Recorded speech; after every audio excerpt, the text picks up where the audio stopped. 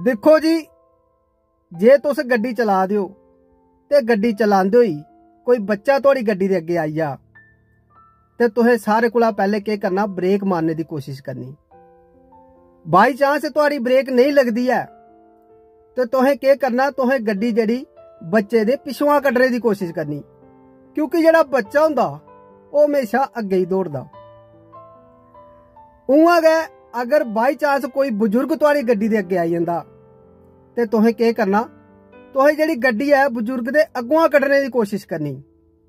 क्योंकि जेहड़ा बजुर्ग बंदा हुंदा ओह हमेशा पिछे ही हटदा। ते जे कुदै कोई मुड़ा छुड़ा या कोई तेज तरार बंदा तुहाड़ी गड्डी दे अचानक अगे आई जा ते तुसें सारे कोला पहले गड्डी स्लो करने की कोशिश करनी ते गड्डी हमेशा सिद्धी गै रखनी, क्योंकि जेहड़ा ये तेज तरार मुड़ा या बंदा हुंदा ना, ये आपू गै अपनी फुर्ती कन्नै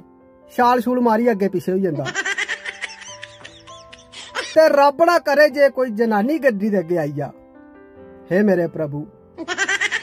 जे कोई जनानी तुहाड़ी गड्डी दे अगे आई जा ते तुसें कुसै भी हालता विच ब्रेक मारनी गै पौनी, कुसै भी सूरता विच तुसें गड्डी खरेड़नी गै पौनी, क्योंकि ये जेहड़ी रब दी रचना ना, इन्हें या ते पहले अगे ही दौड़ना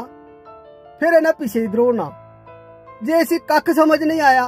तो इन्हें उत्थे गै कन्ने पर हत्थ रखिए चीसा मारना स्टार्ट हो जाना।